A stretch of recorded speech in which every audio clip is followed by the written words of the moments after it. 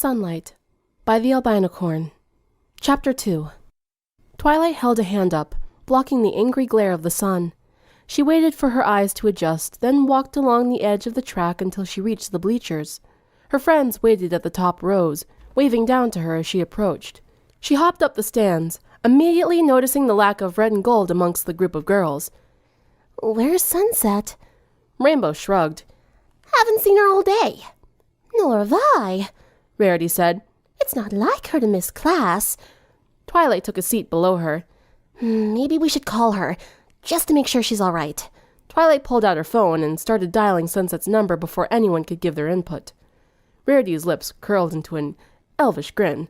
"Oh, I'm sure she'll enjoy a call from you." The phone rang several times before it was picked up, and a gravelly voice answered, "Hello?" "Sunset?" Twilight barely registered the voice as belonging to her friend. She switched the phone to speaker so the rest of the girls could hear. Sunset cleared her throat. In a slightly less throaty voice, she said, "Hey, Twi. How are you and the girls?" "We're fine, just worried about you. Where are you?" "Homesick.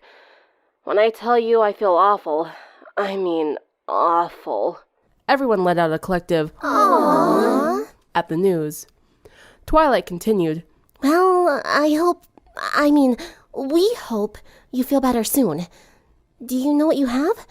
I can look up some cures and medicine." Sunset's laugh quickly dissolved into dry hacking.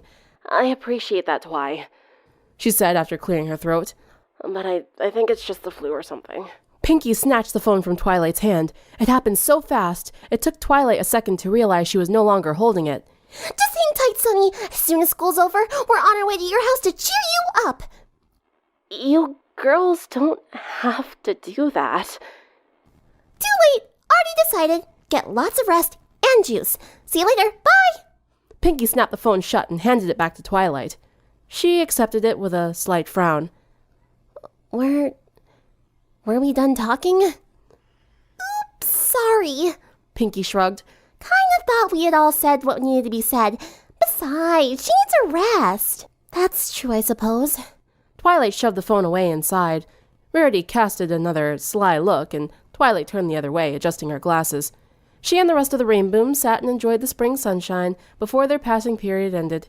Even though there were 6 of them, Twilight felt a huge piece of their group was missing, with only Sunset gone. It was humorous. Even though she was a pony from another dimension, Twilight found she had a lot of things in common with Sunset. Applejack and Rainbow talked about the track and field team. Pinky laid on her back, a comic book stretched out in front of her. Rarity sat one bleacher above, tying Fluttershy's hair into a French braid. Twilight twiddled her fingers, looking out over the stadium, unsure how to proceed in the situation. She supposed it would be a good idea to try to converse with her friends. They were her friends, after all. But how did she do that without looking like a dork? Even after being accepted by them and encouraged to speak up, Sugarcoat's words played back in her ears, joined by several other voices Twilight had heard over the years. She decided, as she usually did, that just being in their company was enough to make her happy. Twilight reached into her book bag and pulled out her trigonometry textbook. "Twilight?" Rarity's voice stopped her from flipping the book open. "I'm all done with Fluttershy. Would you like me to braid your hair, too?" Twilight twisted around and saw the pretty braid Fluttershy was sporting. "Oh, sure." She put the book away and hopped up a seat. Rarity undid the bun Twilight was so used to wearing and set to work. "So, did you enjoy your motorcycle ride with Sunset?" Rarity asked. Yes, I did." Twilight was glad Rarity couldn't see her face. "You two seem awful close recently." Twilight's blush deepened. "Do we? I hadn't noticed." She was glad Rarity couldn't see her day planner.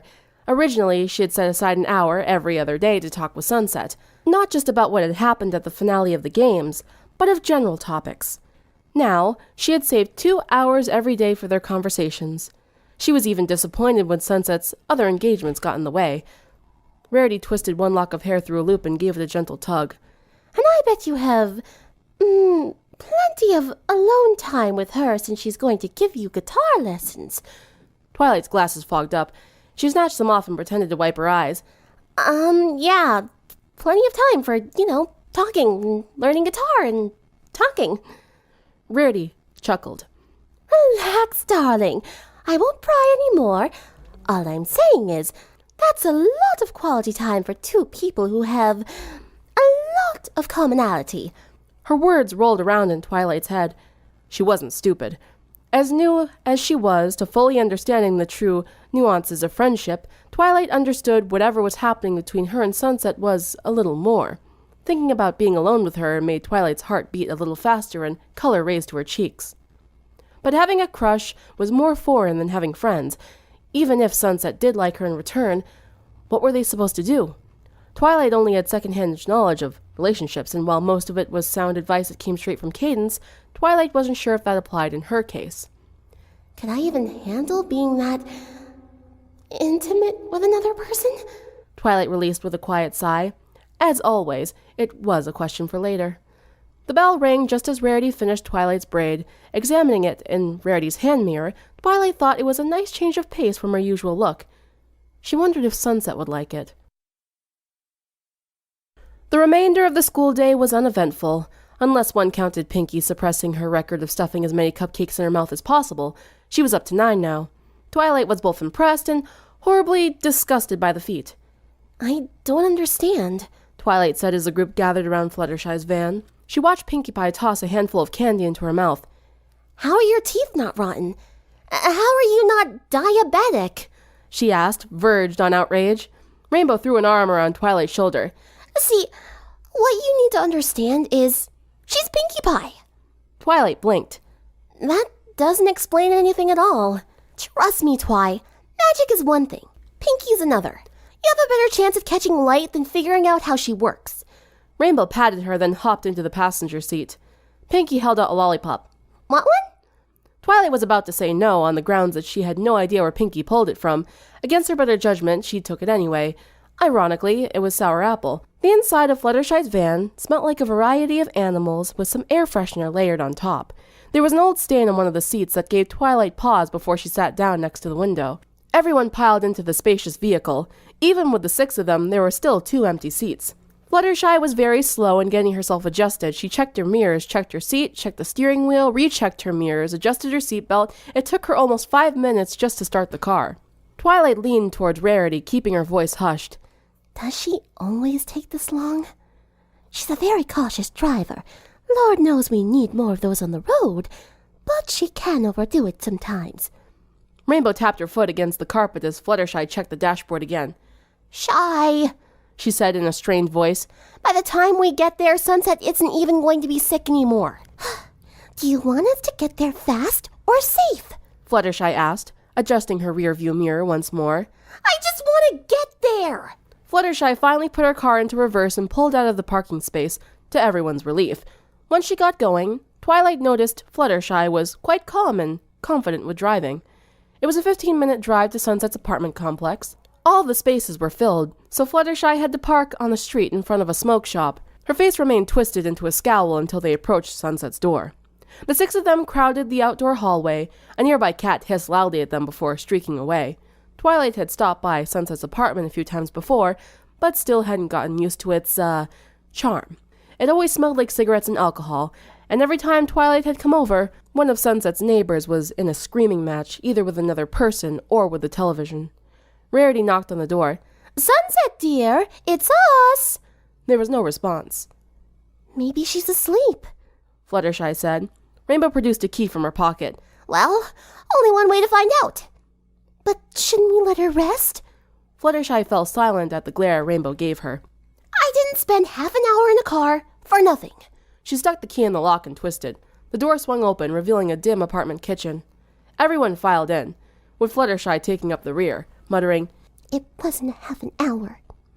Aside from the half-eaten bowl of ramen next to the sink, Sunset's apartment was tidy and clean. Twilight knocked on her room door. This time there was a response, a weak groan and a shuffle of bedsheets.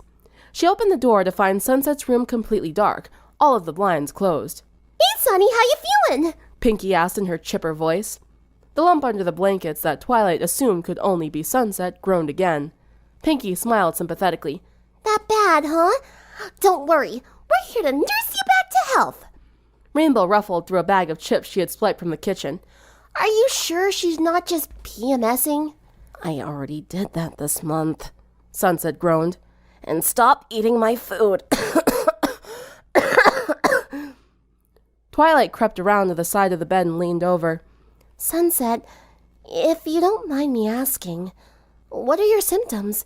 It'll be easy for us to help if we know what's wrong. Sunset poked her head from her cocoon. Her hair was a wild mess, crimson and gold locks flying everywhere. Her eyes were pink and filled with sleep dust, and a fine sheet of sweat coated her face. Still, she smiled when she saw Twilight and croaked, "I like your hair." Twilight reached for her braid and gave it a gentle tug. Thanks. Rarity made it for me. Sunset nodded, then buried herself back in her blankets. "I'm just super tired." She sounded like she was choking on gravel. "My body feels all heavy, and I'm freezing. I'm just really thirsty. Actually, could one of you get me some water, please?" "Sure thing, Sugar Cube." Applejack ducked into the kitchen. Twilight tapped a finger against her chin. Do you feel nauseous at all? The blankets rustled. "No, but I'm not really hungry either." Well, I think I can rule out the common cold and probably the flu. You were fine yesterday, though. What did you do after you dropped me off? Sunset waited until Applejack returned with the water. She sat up and swallowed the entire glass in one gulp, then crashed against her pillow again. "Nothing. I came home and..." Her puffy eyes widened. "Right. There was the bat." A bat? Fluttershy asked. "In the shoebox." Sunset shrugged an arm toward the desk.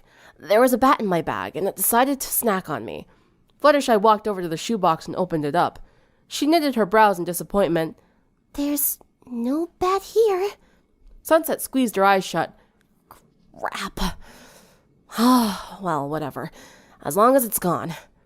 Fluttershy continued to examine the box with intrigued eyes. Bats don't normally migrate in this direction.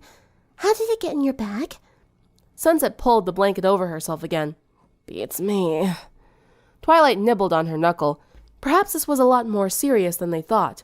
Sunset, you have your rabies shot, right? Do they have medicine like that in Equestria? Rainbow asked, still eating Sunset's chips. Sunset sighed in irritation. Yes, they do. And yes, I have. So I doubt it's rabies." It does usually take longer than a day for rabies symptoms to kick in, Twilight reasoned. Still, maybe you should see a doctor. No. Rarity placed a hand on her hips. No? What do you mean, no? "I'm not going to a doctor," Sunset grunted. "I'm fine." Sunset, you got bit by a wild animal, and now you're sick. Be reasonable. A hand snaked out from beneath the sheets and pointed to the curled mass that was the rest of the body. "In case you forgot, I'm not from here. I don't have any medical records or anything like that. Besides, I'm not dying. I'm just a little sick." Pinky snorted. Hey, if you got bit by a bat, maybe you're turning into a vampire. There was a pause. The hand pointed to Pinky. "Vampires don't exist." Said the magical pony girl, Rainbow retorted, folding her arms. "Touché. They don't exist here." Twilight rested a hand on what she thought was Sunset's shoulder. Please, Sunset, we're just concerned. We don't want anything to happen to you. Sunset fidgeted. "I appreciate that. I really do. But I'll be fine. Also, Twi, that's my boob." Sunset's face turned scarlet and she jumped back, crashing into a laughing Rainbow and sending them both to the floor. Rainbow kept laughing. Applejack shook her head. "Sunset, that seems bullheaded. And that's coming from me." There was a long sigh. "If it gets any worse, I'll go see a doctor or something. But I'm sure some rest is all I need. And some more water, please. I'm dying of thirst." "All right, fine. Have it your way." Applejack snatched the cup and went back to the kitchen. Twilight stood near the door, twisting her fingers through her hair, her face still red. Is there anything else we can do for you? Maybe make some soup or get some medicine. "Not hungry. I already took something today. Should knock me out again soon." Applejack returned with the water, and once again Sunset burst from her soft hovel to down it in one go, then hid away again. She smacked her lips and groaned. Fluttershy turned toward the door. Maybe we should let her get back to resting. Rarity pursed her lips. Very well, but if anything gets worse, you call us immediately. Understand? Mm-hmm. Sunset's hand waved him out. I'll be fine, guys. Just need some sleep. Twilight sighed and followed her friends out the door, Sunset's light snores filling the void left behind. She supposed being a creature from a parallel dimension is a fair reason to be hesitant on entering any government-run facility, but Sunset's health was on the line. I hope she'll be okay. Rarity rested a hand on her shoulder. Well, she does have magic flowing through her. I think she'll be fine. They exited Sunset's apartment just in time to hear the beginnings of another screaming rant from one of her neighbors. Fluttershy shut the door and locked it before handing the key to Rainbow. I wonder where that bat went. Thirsty. Sunset twisted under her sheets again. It had to be 0 degrees because she was freezing. It was like ice flowed through her veins instead of blood. Her body was still too tired to get up and turn the heater on. Instead, she tried to snuggle deeper within her blankets.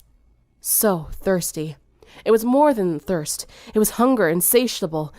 But it wasn't for anything solid. She wanted something wet and warm and rich to slide down her throat. Water could not quench the dryness she suffered through. Every time she swallowed, it was akin to getting a lump of sand down. Sunset pressed a hand against her neck, rubbing the bite mark. She really hoped it was just a bad case of the flu. She counted herself lucky she hadn't thrown up yet. Feed. She needed to do it. She needed to find something to drink, something to feed on. She didn't care who or what. The hunger was driving her crazy. Sunset rolled over again. Feed on what exactly? What was there to eat that would satisfy her? More important, could she even get anything down? Her mind grew hazy again, the medicine taking hold. It would help her sleep off the sickness. Then she could eat in the morning. No, feed, now. The word kept flickering through Sunset's consciousness as she blacked out. She ran her tongue through the dry desert of her mouth. The thirst was antagonizing, but she was too tired to move. But she needed to drink something. She needed to feed. She needed blood. Sunset flew over a sleeping Canterlot, tucked under the blanket of the night. Crickets serenaded the quiet suburbs, illuminated by the scattered light poles and the pale waxing moon. Sunset landed on the roof of a house. They all looked the same to her. Marginal differences were the only reason she didn't get lost. She jumped to the next house, completely silent. She could smell food. Someone wandering outside, alone. Their blood was quite rich. Yes, they would do nicely for her first prey. Sunset jumped again, gliding just over the rooftops. She came to the edge of suburbia, drawing close to the forest. At the last house was a lean man, hoisting a large bag of garbage over his shoulder. Sunset ran her tongue over her fangs, saliva at the aroma of blood. The man dropped the bag into the can and wiped his hands together. As he turned to go inside, Sunset jumped from the rooftop and landed on the street behind him without a sound. She checked one last time to make sure the coast was clear. She opened her mouth. Her fangs extended to their maximum length. The man was nearing the side of the house. He would never reach the latch. Food. At last, Sunset hissed before she pounced. And that's the end of chapter 2, everybody. I hope you found that interesting. Stay tuned for the next chapters. Let me know what you thought about the story in the comments, and definitely give the author a comment as well.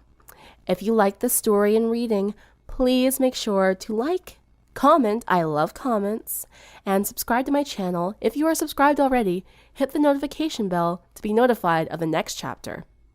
Thank you. Bye.